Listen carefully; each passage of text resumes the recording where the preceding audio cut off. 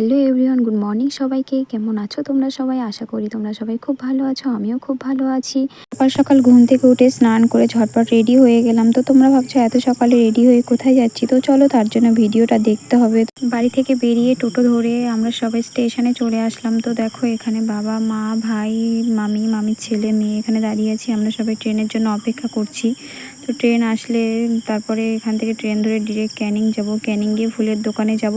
তো চলো, ট্রেন চলে এসেছে। ট্রেনে উঠে আবার তোমাদের সাথে কথা হবে। তো চলো, এখন ট্রেনে উঠবো।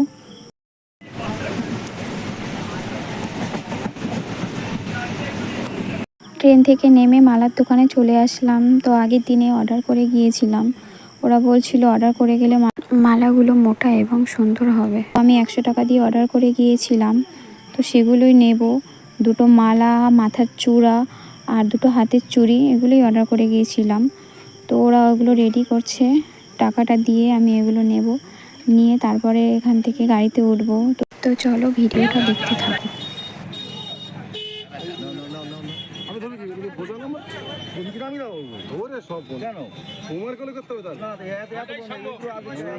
ঘুরে দেখি মামা আর দিদির মেয়ে চলে এসেছে। তো আমরা এখন সবাই একসঙ্গে এখান থেকে গাড়িতেই উঠবো। তো ফুলগুলো নেওয়ার পরে মা বলছিল যে একবার দেখে নে সব ঠিকঠাক আছে কিনা মালা চূড়াগুলো। তো একবার দেখে নিলাম, ফাইনালি সব ঠিকঠাকই আছে। তো এত গরম পড়েছে, গরমের মধ্যে দাঁড়ানো যাচ্ছে না। যেমন রোদ তেমন গরম। বাবা বারবার ঘাম মুছছে গরমের মধ্যে। তো যাই হোক, এখান থেকে যাব, সবাই আমরা গাড়িতে উঠবো। তো চলো, গাড়িতে উঠে আবার তোমাদের সাথে কথা হবে। তো চলো, অটো স্ট্যান্ডে যাওয়ার সঙ্গে সঙ্গে গাড়ি পেয়ে গেলাম। তো তারপর আমরা অনেকে ছিলাম, তাই গাড়িটা বেশি লেট করেনি। গাড়ি ভর্তি হয়ে গিয়েছিল। আর যা গরম পড়েছে, গরমের মধ্যে বেশি লেট করেনি, গাড়িটা ছেড়েও দিয়েছিল। তো তোমরা মালা দেখে বুঝতেই পারলে যে কারো বিয়ে আছে। হ্যাঁ, বিয়ে আছে। বিয়েটা হলো আমার মাসির ছোট ছেলের বিয়ে। সেই বিয়ে উপলক্ষে আমরা সবাই যাচ্ছি। তো এখান থেকে ডিরেক্ট এখন ধামাখালি যাব। ধামাখালি থেকে একটু লেট হবে। ওখানে গিয়ে দুটো জিনিস কেনা হবে। মা আর মামা কিছু কিনবে, কিনে তারপর বোটে ওঠা হবে। তো চলো, পৌঁছে গিয়ে আবারও তোমাদের সাথে কথা হবে। তো ভিডিওটা স্কিপ না করে দেখতে থাকো লাস্টে কি হয়। তো চলো, আমরা ধামাখালিতে চলে এসেছি। যে জিনিসগুলো নেওয়ার ছিল সেগুলো নিয়ে এখন ঘাটের কাছে চলে এসেছি। তো কাউকে দিয়ে ওই মালগুলো বোটে তুলবে। এখানে ঘাটে বোট দাঁড়িয়েই আছে। বোটটা ছাড়তে একটু লেট হবে। তো মালগুলো তুলবে, বোটের জায়গা মতো রাখবে। তো ততক্ষণে চলো তোমাদেরকে চারিদিকটা ঘুরিয়ে একটু দেখাই। দেখো কত সুন্দর লাগছে চারিদিকে। তো আলমারিটা বোটের মধ্যে তুলে দিয়েছে। এই যে আলমারিটা দেখতে পাচ্ছ, এটা মামা দিয়েছে। আর বাবা কিনেছে একটা ড্রেসিং টেবিল, আলনা, শোকেস সিস্টেম। তো ওটাও নিয়ে আসছে, ওটাও এক্ষুনি তুলবে, একজন নিয়ে আসছে। এই সামনেটাই রাখবে। এই যে এটা দেখতে পাচ্ছ, এটা হলো বাবা দিয়েছে। তো কেমন হয়েছে কমেন্ট করে জানিও জিনিসগুলো। ওই যে উপরটাতে দেখতে পাচ্ছ, ওটা প্রিন্ট করা আলমারি।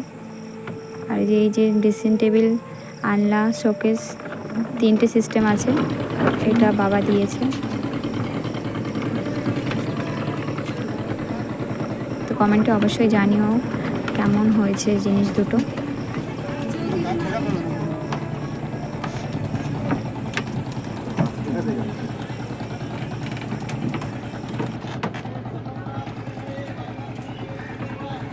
বোট ছেড়ে দিয়েছে, দেখতেই পাচ্ছ। এখান থেকে আর একটা ঘাটে যেতে হবে, কারণ ওখান থেকে মামা উঠবে। মামা, মামি আর ভাই বোনদের ওদের ওপারে আগাতে গিয়েছিলো, কারণ ওরা তো প্রথম এসছে এখানে, ওরা তো কিছুই চেনে না। তাই আগিয়ে ওই সামনের ঘাটেই দাঁড়াবে, ওখানে বোটটা একটু দাঁড়াবে, ওখান থেকে মামা উঠবে। ভেবেছিলাম বোটের বাইরে একটু বসবো, তো এত বীভৎস রোদ আর গরম, তো বসার তো কোনো অবস্থাই নেই। তো এখন ভিতরে ঢুকে বসতে হলো। তো যাই হোক, তো চলো ভিডিওটা দেখতে থাকো লাস্ট পর্যন্ত।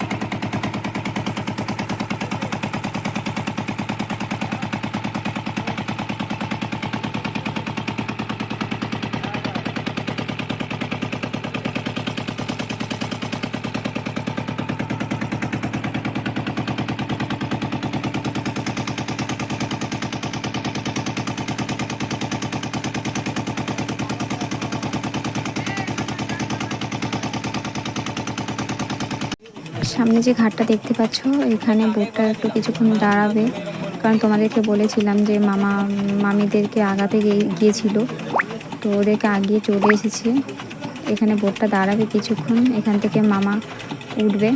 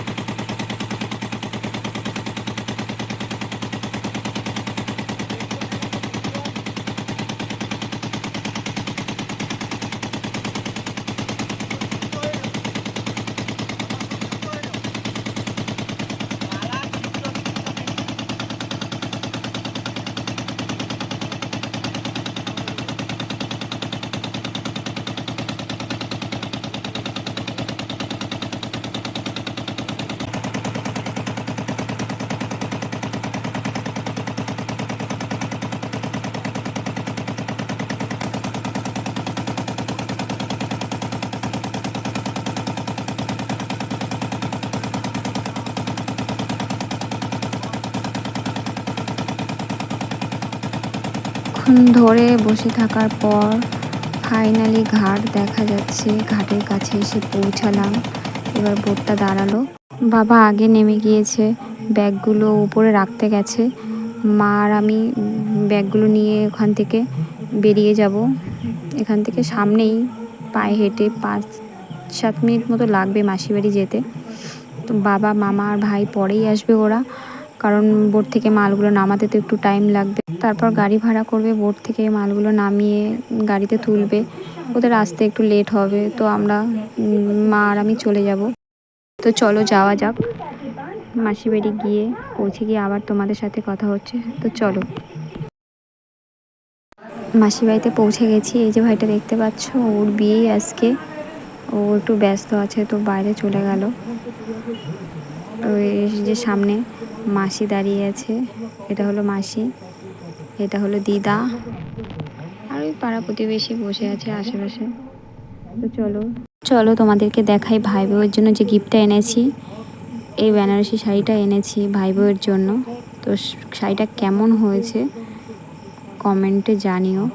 শাড়িটা খুব তাড়াহুড়ো করে কেনা হয়েছে, যেদিন এসেছি সেদিনই কিনে নিয়ে এসেছি। আর তারপরে বিয়েটা এত তাড়াতাড়ি ডেট করেছে, তো তাড়াহুড়ো করে শাড়িটা কিনে নিয়ে চলে এসেছি। আর একটা সোনার নাকের কিনেছি।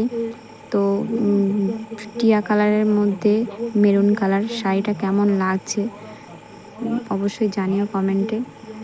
এমনি ভাই বউ ভরসা আছে, ভালো লাগবে। তো ব্লাউজ পিসটা কেটে ভাবছি হাতেই সেলাই করে দেবো সাইডটার। গোধূলি লগ্নে বিয়ে, তো এখন ব্লাউজ বানানোর সময় নেই, আর এত লেট করে পৌঁছেছি, দর্জির দোকানে দেওয়ার মতো সময় নেই। তো কি করব, হাতে ব্লাউজ পিসটা কেটে নিয়ে ভাবছি আমি নিজে হাতেই সেলাই করে দেবো। তো তো চলো আজকের ব্লগটা এখানেই শেষ করব, আর বেশি কথা বলবো না। ততক্ষণে তোমরা ভালো থেকো, সুস্থ থেকো। আবার দেখা হবে নতুন কোনো ব্লগে। তো চলো আজকের মতো টাটা সবাইকে।